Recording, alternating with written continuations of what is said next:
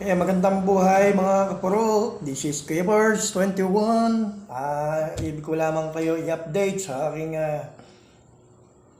experience kahapon. Galing po tayo sa isang bone setter.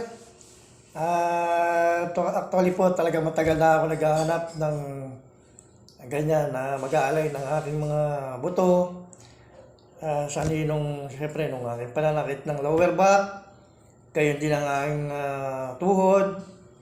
And although nandun na tayo na nagpapamassage tayo, siyempre may hinahanap pa rin yung ating katawan na kung saan ay mas magiginhawahan pa. So, dati, isa lang akong tagapanood dyan sa mga YouTube channel ng yung mga chiropractic. Ito nga po, na-experience natin kahapon. Meron nag-recommenda sa atin, isa rin na dumaan sa mall ko, ay isa pala siyang taga Pulila, isang Pulileño. At ito po ay pinuntahan natin, si Sir Roger Isidro. Siya po ay taga Paltao.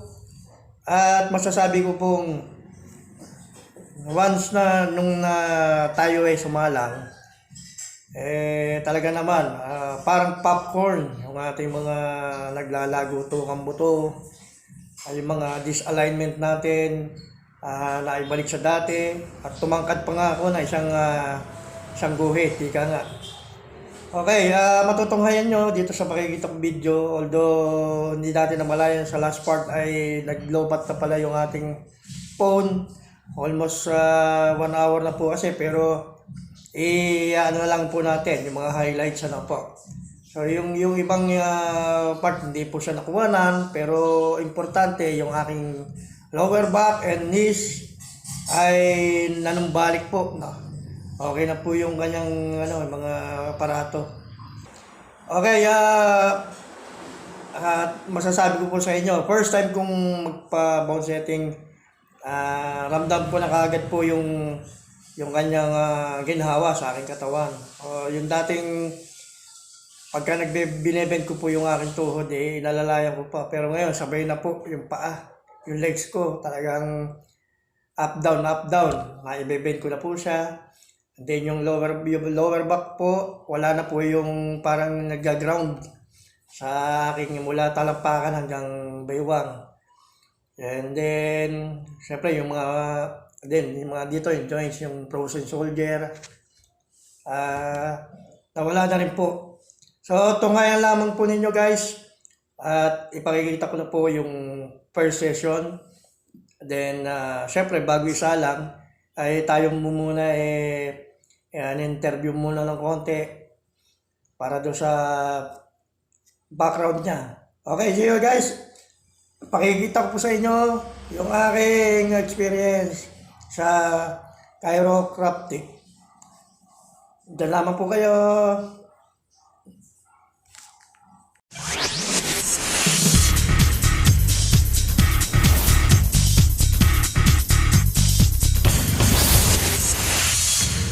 Ang po masakit pag nakaganyan. Pero dito wala. Kapag naka-straight naman po. Dito Ito pa rin. Yung pa rin. Kahit straight mo sa yan, doon pa din. So, diretso yung katawan sir, tingin mo sa kaliwa. Ulo lang gagalaw, sagad mo sir, huwag mo liligutin yung paa, relax lang. Sagad mo pa. May masakit po sa bato ko eh. Okay, normal lang. Hindi naman pigil. Okay, mga masakit sa mga ganito. Okay, sa kanan po. Sagad niyo rin. Hanggang kaya niyo. Yan ang balat. Okay, saan po? Yung balat. Saan ba? Saan po mahigpit? Yan. Doon sa kaliwa ay wala. Wala. Okay. Pag yuyuko po. Yung masakit sa mga ganito. Bakit? Pag nakatingala po. Yung masakit? Wala. Normal lang siya. Okay. Pag nakalipa.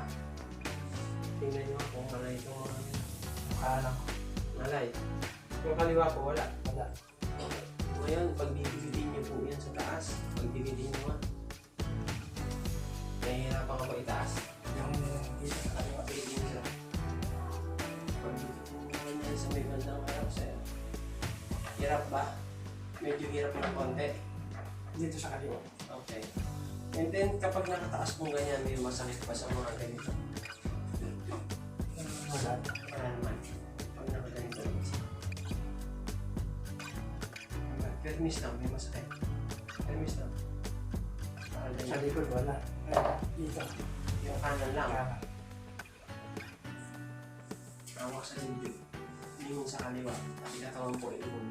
Sagad siya. May masakit. Ayan, sige. Saan po may masakit? Pag nalagay na parang ang tabo. Nangangalay. Hindi siya nalagay. Paninigas. Paninigas. So, Saan po? Sa kanan naman. Saan po meron? wala. Wala. Tayo na masakit. Makabutin yung paa hanggang kaya niyo makabutin. Tayo po dito, nandyan. Dito. Eh, normal lang sa dito. Wala. Wala. Dito. Wala. Okay, tayo po. Pag Ganito bigas yung ganito. Pag nakaganyan po.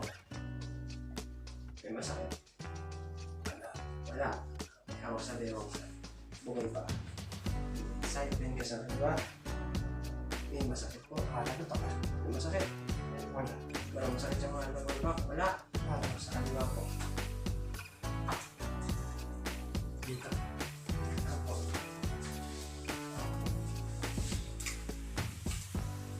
Upo ka, sir. Actually, konti lang yung nakaramdaman nito.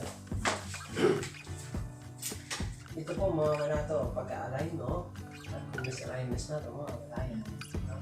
Kasabay ng pag-diet. Okay po. Ito pa po. Tama-tama sa inyong bed ko kasi pinagawa ko yan. 6 feet po yan. And then pang 500 kilos po yan. Kaya-kaya. Nagpas pa.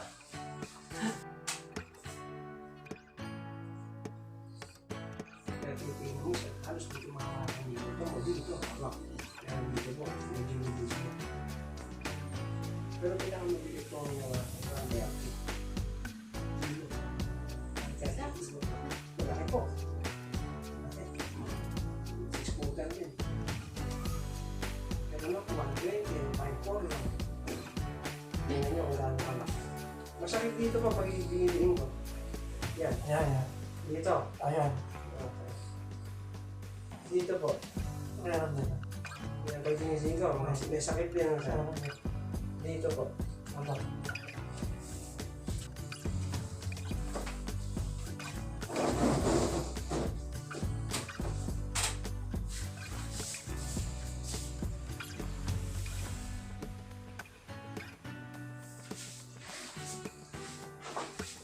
Kaluwete po ba or kanan? Kanan. Matakas mo yung kaliwa, no?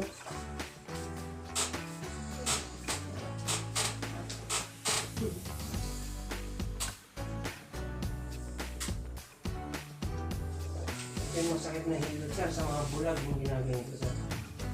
Masakit ano sir? Pero masarap. Kasi ako sa mga bulag ako nagpapayin sir. Kami po dati meron ding nag-home service sa amin kaya yung kasama niyang bata. Bulag po. Namatay o kaya wala, hindi na siya makapag-service. Ako naman sa SM Rapid ako. Alam mo, naririnig po sa ano? Ayan. Kaya malirapan mo nga sir. Ha? Hirap na. Okay. Bakit po? Baka sa sipon. Sa sipon. Pero dun sa ano, hindi naman. Dahil sa puso, hindi naman. Hindi naman. Sa sipon. Puso ko yung sipon. Pag kailangan yung pong tissue, sabihin nyo. Tutulo na. Kapag sabihin nyo po, may tissue po dun. Buhay na naman po. May tutulo ba? Meron? Wala. Okay.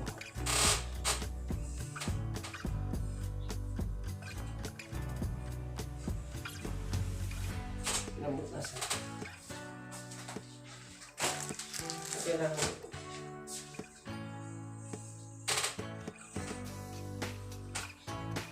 pag ganit po kasi kalaki, dapat ito yung uploads. Kaya mga bata po kasi yung naanan. years old. Pero pag ganyan na pag pinaka-close.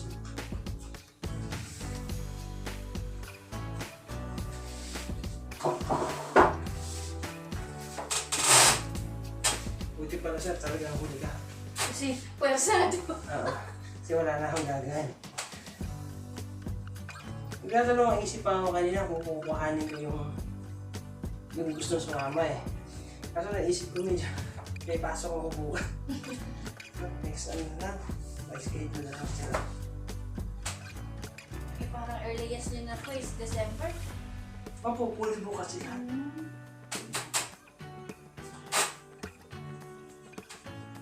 Ganun po siya kabilis. Pagka... Ayan po sir, stretching to ha. Kaya? Kaya. Ito. Yan, barang kaya.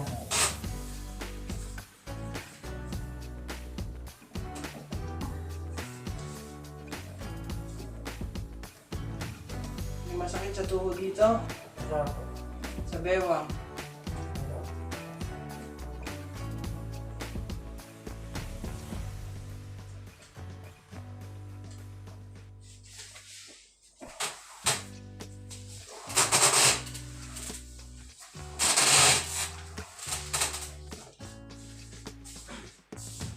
Ano? Hindi niya mararamdaman. Sa heart. Relax. Yan o, naman niya yan o. Natapilok na ito na kasi. Medyo ako na bata. Ako nga ka na pa. Kaya maluwag po eh.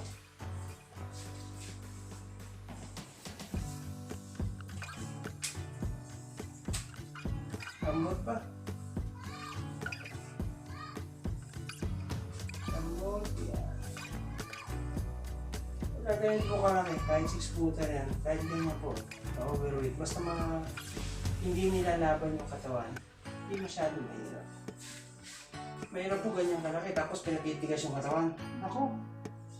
Eto sir, baka mag-react yung tuhod ha. Sabihin niyo kapag masakit. Okay, hindi ko isasagad, no? Okay. Yan. Eh, kaya pa. Yan. Kaya pa. Yan. Kaya pa. Yan. Sagad ka. Huwag mong titiisin na. Pagka po masakit na, stop ha. Yan. Kaya ba? Kaya pa. Ah, Kaya stop.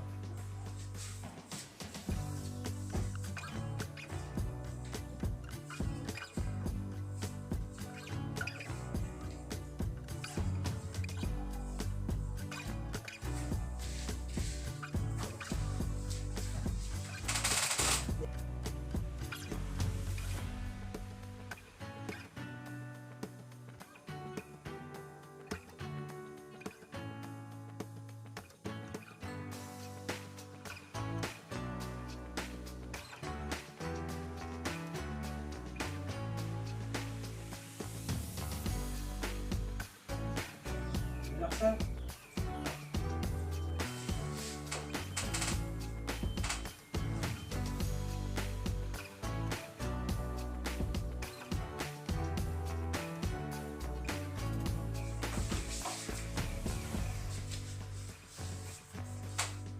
Relax po.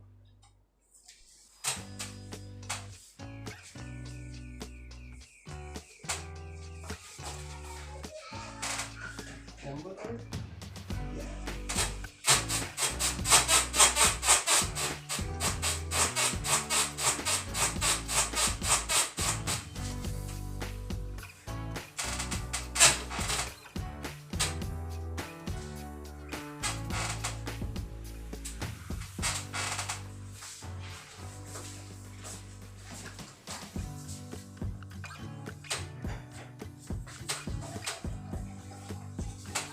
Relax.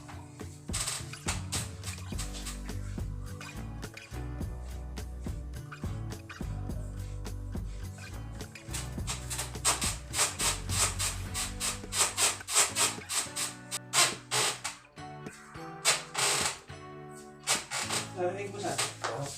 Sarap.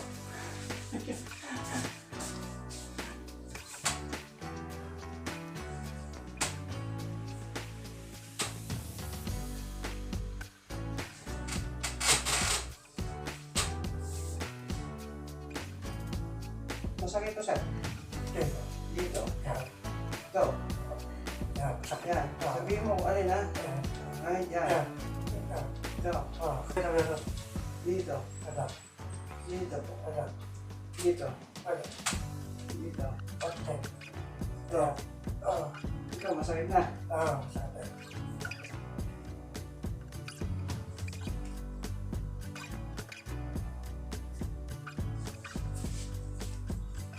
Okay. Mag-inhale, exhale tayo, sir. Ano? Okay, pag sinabi ko inhale ko, hihingi ng malalim and then bubuga, dahan-dahan, ano? Pero dapat malalim mo hinga. Okay, hindi malalim din ko yung pag-release, no? Okay, inhale po.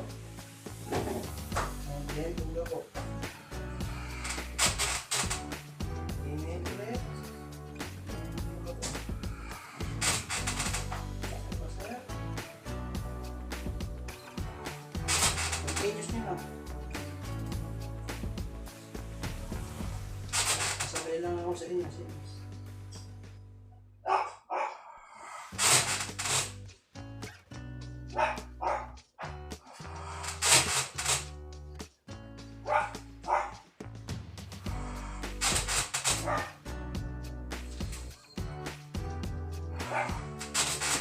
Controlin, sige.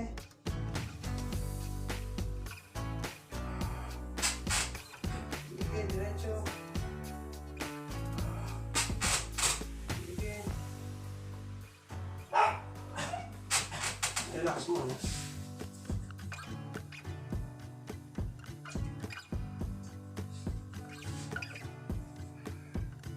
Relax lang.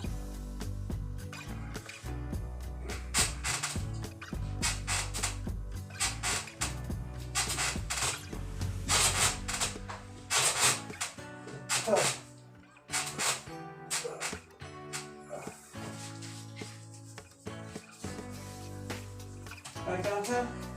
Okay ba? Dito na, magkakapin na tayo sa dito.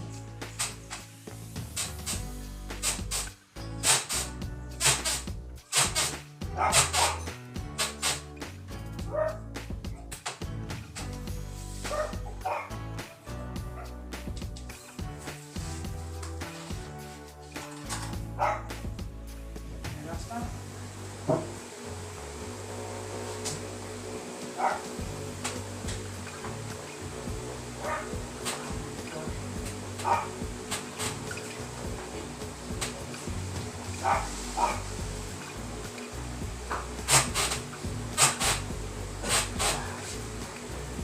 Harap.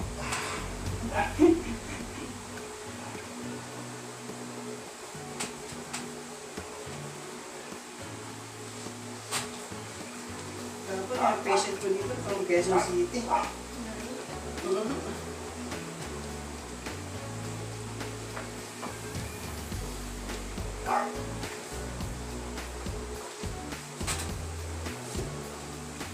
Lambot lang, relax.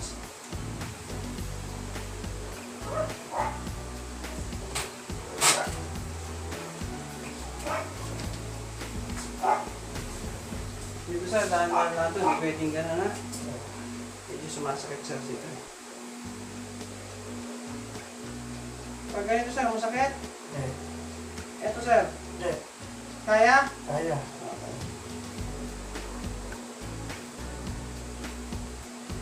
Eto. Kaya. Okay, relax.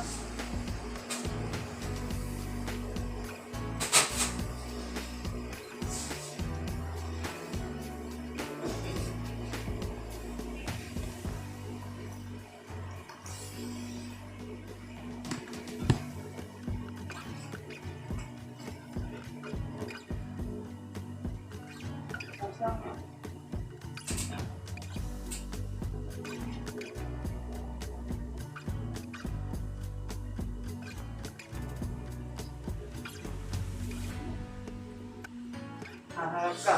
Sir, dahan-dahan lang. Dahan-dahan lang. Pwedeng pampunan siyang towel mo.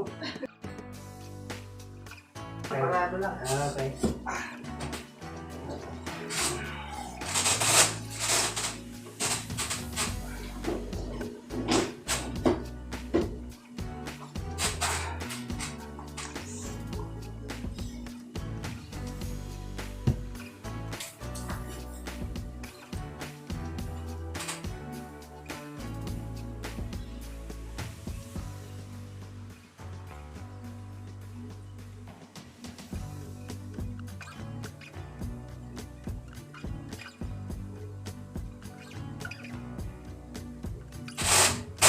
yun. Oh. Pagkala ka.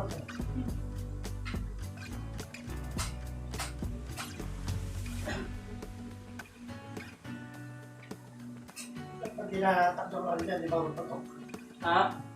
Pero, babasahe.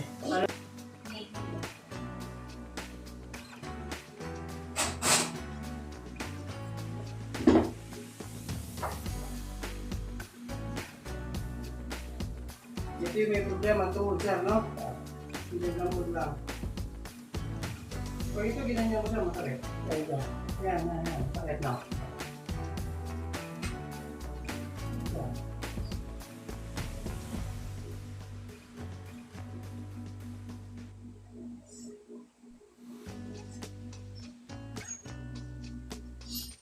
Masakit po. Yan.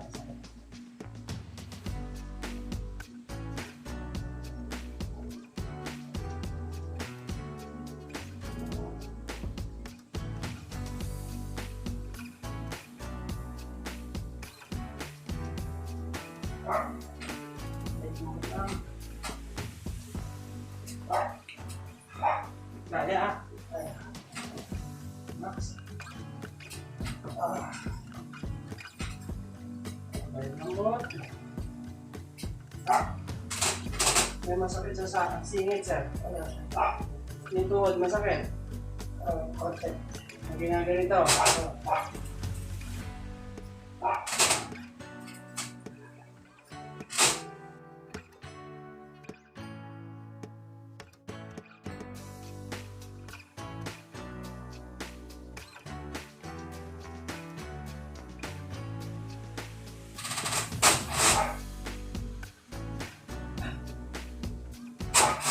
Dito po kasi hindi po pwede yun.